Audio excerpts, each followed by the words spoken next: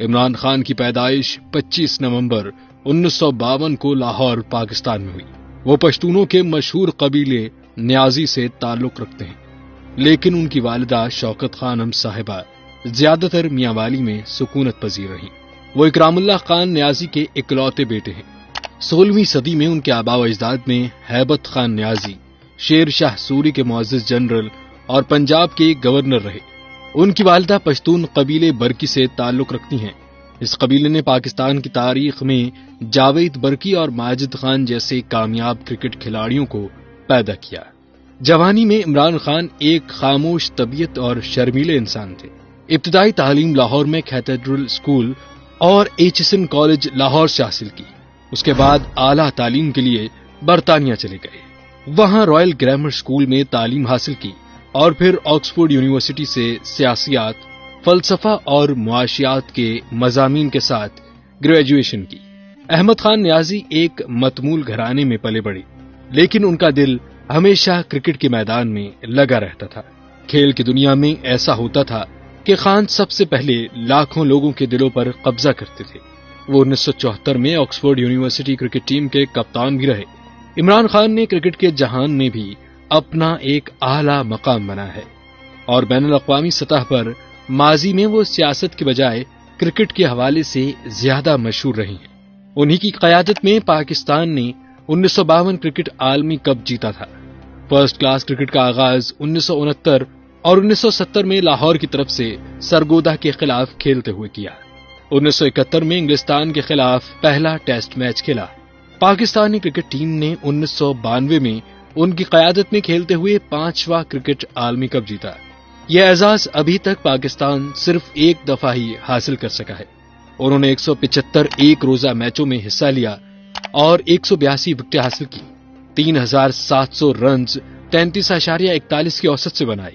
ان کا زیادہ سے زیادہ سکور 102 ناٹ آؤٹ تھا، جو انہوں نے سری لنکا کے خلاف 1983 میں کھیلتے ہوئے بنایا۔ ان کی قیادت میں 139 ایک روزہ میچ کھیلے گئے، جن میں سے 77 جیتے، 57 ہارے، 4 بے نتیجہ رہے، جبکہ ایک میچ برابر رہا۔ انہوں نے مجموعی طور پر 5 عالمی کرکٹ کپ میں حصہ لیا، جو 1975، 1979، 1983، 1987 اور 1992 میں منعقد ہوئے۔ عمران خان صرف ایک کپتان نہیں تھا، وہ ایک لیڈر تھا، ہمارے ملک کے لیے امید کی علامت تھا۔ اس نے ہمیں متحد کیا اور ورلڈ کپ جیتنا ان کی قوت ارادی کا ثبوت تھا۔ ورلڈ کپ کی فتح کے بعد عمران خان کے عزائم نے ایک نیا رخ اختیار کیا۔ انسان دوستی 1984 میں اپنی والدہ کی کینسر کے ساتھ جنگ کی یاد سے کار فرما خان نے ایک ایسا اسپتال بنانے کا آغاز کیا جو ان لوگوں کو عالمی معیار کی دیکھ بھال فراہم کرے گا جو اس بیماری میں مبتلا ہو سکتے ہیں۔ شوکت خانم اسپتال ان کی پہلی عظیم میراث بن گیا، جو سماجی بہبود کے لیے ان کی غیر متزلزل وابستگی کا ثبوت ہے۔ 27 اپریل 2008 کو عمران خان نے ضلع میاں والی میں نمل کالج نامی تکنیکی کالج کا قیام کیا۔ یہ کالج میاں والی ترقی ٹرسٹ کی جانب سے کیا گیا اور دسمبر 2005 سے اسے بریڈفورڈ یونیورسٹی کے ایسوسیٹ کالج کا درجہ حاصل ہے۔ ان کی ایک اور فلاحی تنظیم عمران خان فاؤنڈیشن ہے، جس کا مقصد پاکستان بھر میں محتاج لوگوں کی مدد کرنا ہے۔ اس تنظیم نے پاکستان میں سیلاب متاثرین کو مدد فراہم کی ہے۔ 1955 میں عمران خان نے مرحوم برطانوی ارب پتی تاجر سر جیمز گولڈ سمتھ کی بیٹی جمائمہ گولڈ سمتھ سے شادی کی۔ جمائمہ گولڈ سمتھ نے شادی سے پہلے اسلام قبول کر لیا اور ان کا اسلامی نام جمائمہ خان ہے۔ اس شادی کا شہرہ پوری دنیا میں ہوا اور عالمی میڈیا نے اس کو خصوصی اہمیت دی۔ 22 جون 2024 کو انہوں نے طلاق کا اعلان کیا۔ عمران خان کا کہنا تھا کہ وہ اپنی مصروف زندگی کی وجہ سے انہیں وقت نہیں دے پاتے تھے۔ 8 جنوری 2015 کو عمران خان برطانوی پاکستانی صحافی ریحام خان کے ساتھ رشتہ ازدواج میں بندھ گئے۔ 30 اکتوبر 2015 کو دونوں نے طلاق کی کارروائی شروع کرنے کی تصدیق کر دی اور عمران خان کی یہ شادی بھی ناکام رہی۔ کرکٹ کیریئر کے دوران میں عمران خان کو کئی مرتبہ سیاسی عہدوں کی پیشکش کی گئی۔ 1987 میں صدر پاکستان محمد ضیاء الحق نے انہیں مسلم لیگ میں سیاسی عہدے کی پیشکش کی، جس سے انہوں نے انکار کر دیا۔ نواز شریف نے بھی اپنی سیاسی جماعت میں شامل ہونے کے لیے مدعو کیا تھا۔ ضیاء الحق کے ساتھ عمران خان کے اچھے تعلقات تھے، انہوں نے کرکٹ چھوڑ دی تھی، لیکن جنرل ضیاء ان کو دوبارہ کرکٹ میں واپس لے کر آئے۔ 1992 کا ورلڈ کپ بھی جنرل ضیاء کے کہنے پر کھیلا۔ 25 اپریل 1996 کو تحریک انصاف قائم کر کے سیاسی میدان میں قدم رکھا۔ ابتدائی طور پر انہیں کامیابی نہ مل سکی، لیکن حالیہ دنوں میں وہ اپنی جدوجہد اور اصول پرستی کی بدولت پاکستانی عوام خصوصاً نوجوانوں میں تیزی سے مقبولیت حاصل کر رہے ہیں۔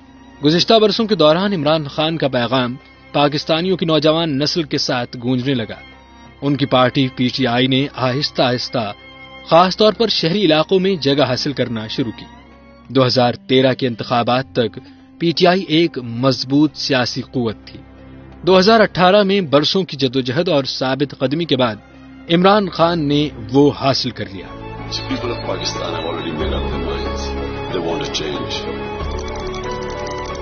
جناب عمران احمد نیازی صاحب نے 176 ووٹ حاصل کیے۔ عمران خان وزیر اعظم پاکستان منتخب ہو گئے ہیں۔ عمران خان کو 176 vote. You fight for your freedom till death. What will you do? I ask myself the question. And my belief is, La ilaha illallah, there is no God but one. And we will fight. کون کو غلام ہے جو آپ کیسے ہم کر رہے ہیں؟ Absolutely not. 176 ووٹ حاصل کر کے 22ویں وزیر اعظم پاکستان بن گئے۔ انہوں نے 18 اگست 2018 کو حلف لیا۔ 18 اگست کو انہوں نے 20 رکنی کابینہ کا اعلان کیا۔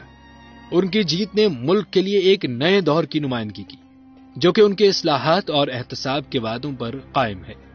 لیکن اقتدار اپنے چیلنجوں کا ایک مجموعہ لاتا ہے۔ عمران خان کی حکومت کو معاشی بدحالی، بڑھتی ہوئی مہنگائی اور خارجہ پالیسی کے چیلنجز کی وجہ سے تنقید کا سامنا کرنا پڑا۔ ان کے ناقدین کا کہنا تھا کہ وہ اپنے وعدوں کو پورا کرنے میں ناکام رہے، جبکہ ان کے حامی ثابت قدم رہے۔ ان کے ویژن پر یقین رکھتے ہوئے ملک کے لیے عمران خان کی کہانی ابھی ختم نہیں ہوئی۔ چاہے وہ اقتدار میں رہیں یا عہدہ چھوڑیں، پاکستان پر اس کے اثرات ناقابل تردید ہیں۔ انہوں نے ایک نسل کو متاثر کیا، لاکھوں لوگوں کو امید دی اور ملک کے سیاسی منظرنامے کو نئی شکل دی۔ عمران خان کی میراث صرف سیاسی میدان میں جیت یا ہار نہیں ہے، یہ ثابت قدمی، عزائم اور اٹل یقین ہے کہ تبدیلی ممکن ہے۔ بہت سے پاکستانیوں کے دلوں میں وہ امید کی کرن بنے ہوئے ہیں۔ کرکٹ کے میدانوں سے لے کر اقتدار کی راہداریوں تک، عمران خان کا سفر فتح، مصیبت اور تبدیلی کا ہے۔ عمران خان وزیر اعظم نہیں رہے۔ میں اپنے عہدے سے استعفا دیتا ہوں۔ مستعفی ہونے کا اعلان کر رہے ہیں۔ 2023 میں گرفتاریاں۔ پہلی گرفتاری اور رہائی 14 مارچ 2023 کو خان کی گرفتاری کے لیے آپریشن شروع ہوا۔ 9 مئی کو عمران خان کو اسلام آباد ہائی کورٹ سے گرفتار کیا تھا۔ القادر ٹرسٹ کیس میں ان کے مبینہ کردار پر تھا، جس کے بعد پی ٹی آئی پارٹی کے اراکین نے ملک گیر احتجاج کی کال دی تھی۔ ان کی گرفتاری سے مظاہرے ہوئے اور 9 مئی کے فسادات ہوئے۔ بعد ازاں سپریم کورٹ نے اس گرفتاری کو غیر قانونی قرار دے دیا۔ 9 مئی کے فسادات کے بعد پی ٹی آئی کے بہت سے اراکین نے خان کا ساتھ چھوڑ دیا۔ 12 مئی کو اسلام آباد ہائی کورٹ نے گرفتاری کو غیر قانونی قرار دیتے ہوئے خان کی فوری رہائی کا حکم دیا۔ عمران خان کو محفوظ ضمانت دے دی گئی اور اسی دن رہا کر دیا گیا۔ 5 اگست 2023 کو عمران خان کو دوسری بار گرفتار کیا گیا اور 2018 سے 2022 تک اپنی وزارت عظمیٰ کا غلط استعمال کرتے ہوئے سرکاری قبضے میں ایسے تحائف کی خرید و فروخت کرنے کا الزام ثابت ہونے پر 3 سال قید کی سزا سنائی گئی، جو بیرون ملک دوروں کے دوران وصول کیے گئے تھے، اور ان کی مالیت 140 ملین روپے سے زیادہ تھی۔ خان نے خود اپنے خلاف تمام الزامات کو سیاسی طور پر محرق قرار دیا۔ ان کے اس وقت کے وزیر خارجہ اور پی ٹی آئی کے نائب شاہ محمود قریشی کو بھی اس کیس میں 10 سال قید کی سزا سنائی گئی تھی۔ خان کی بہن علیمہ خان نے کہا کہ استغاثہ نے ان کے بھائی کے لیے سزائے موت کا مطالبہ کیا تھا۔ اگلے دن خان کو توشہ خانہ کیس کے لیے مجرم قرار دیا گیا اور اسے 14 سال قید کی سزا سنائی گئی، جس میں اسے اور اس کی اہلیہ بشرا بی بی کو دیے گئے سرکاری تحائف کی غیر قانونی فروخت شامل تھی جب وہ وزیر اعظم تھے۔